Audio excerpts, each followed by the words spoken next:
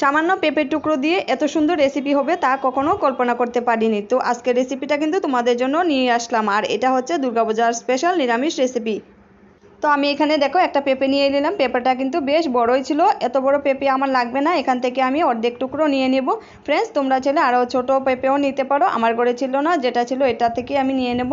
কালকে থেকে বেলষষ্ঠী, আর বেলষষ্ঠীর জন্যই কিন্তু আমাদের ঘরে নিরামিষ রান্না হবে। তো ফ্রেন্ডস, ভিডিওটা চলো শুরু করা যাক। এখানে দেখো আমি পেঁপেটা কেটে সুন্দর করে টুকরো করে নিয়ে নিলাম। এখন জলের মধ্যে ভিজিয়ে রেখেছি কিছু সময়, তারপর একটা মেশিন দিয়ে সুন্দরভাবে কিন্তু এভাবে আমি কুড়িয়ে নিচ্ছি। তোমরাও কিন্তু সেমভাবে এভাবে কুড়িয়ে নেবে।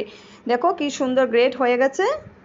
ফ্রেন্ডস, আমার যতটুকু লাগবে আমি অতটুকু নিয়েছি, তোমরা চাইলে কম বেশ এর মধ্যে নিতে পারো। তো এখানে হচ্ছে দেখো কুড়ানো হয়ে গেছে। এখন কিছুটা লবণের মধ্যে মাখিয়ে সুন্দর করে আমি ঢাকনা দিয়ে রেখে দিলাম কিছু সময়। কিছুটা সোয়াবিন আমি এখানে ইউজ করব।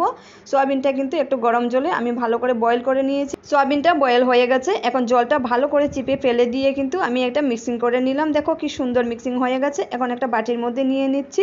আর এদিকে হচ্ছে দেখো পেঁপেটা কিন্তু সুন্দর, দেখো কি সুন্দর হয়ে গেছে। এখন জলটা কিন্তু ফেলে দেবো। লবণ দিয়ে এভাবে মাখিয়ে রাখলে কিন্তু পেঁপে থেকে তিতো জলটা কিন্তু বেরিয়ে যাবে। আর এভাবে চিপে ফেলে দিলে আর পেঁপেটা তিতে লাগবে না। আর পেঁপেটা কিন্তু একদম ভালো করে চিপে ফেলে দেবে, এর মধ্যে যেন জল বেশি থাকে না।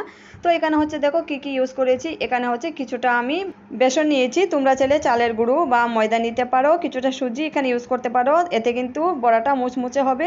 তো দেখো সুন্দর করে কিন্তু মাখিয়ে নিয়েছি। এখানে হচ্ছে আমি কি কি নিয়েছি, বেসন, তারপর লবণ, আর হচ্ছে কিছুটা কালিজিরা আমি এখানে ইউজ করেছি, আর সাথে একটুখানি হলুদ পরিমাণ মতো দিয়ে সুন্দরভাবে মাখিয়ে একটা প্লেটের মধ্যে দেখো কি সুন্দর করে থালের মতো বানিয়ে নিলাম। এখন কিন্তু চাকু দিয়ে এটা আমি টুকরো টুকরো করে কেটে নিচ্ছি।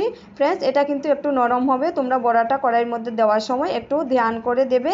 তো এই হচ্ছে দেখো কড়াইটা বসিয়ে দিলাম, কড়াইয়ের মধ্যে তেল গরম হয়ে গেছে। এখন কিন্তু একদম স্লোভাবে এটা আমি তুলবো। দেখো একটু নরম হয়েছে, এটা কিন্তু একটু নরমই হবে, তার জন্য কিন্তু তোমরা ছেনি দিয়ে এটাকে তোলার চেষ্টা করবে। দেখো বড়াটা কিন্তু একদম কি সুন্দর মচমচে হয়ে গেছে।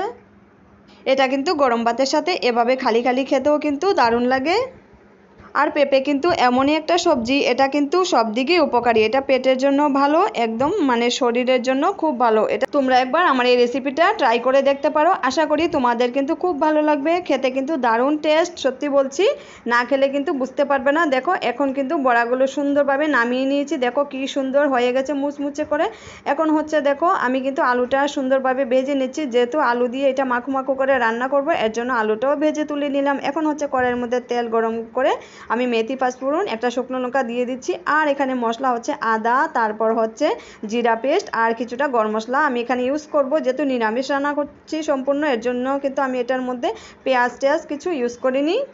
তো ফ্রেন্ডস, ভিডিও যদি ভালো লেগে থাকে তাহলে লাইক কমেন্ট শেয়ার দিয়ে পাশে থাকো, আর সম্পূর্ণ ভিডিওটা দেখে সুন্দর একটা গঠনমূলক কমেন্ট করো। তো ফ্রেন্ডস দেখো আমার রান্না কিন্তু কমপ্লিট হয়ে গেছে। রেসিপিটা কেমন হয়েছে কমেন্ট বক্সে তোমরা তোমাদের মতামত জানাবে। ধন্যবাদ।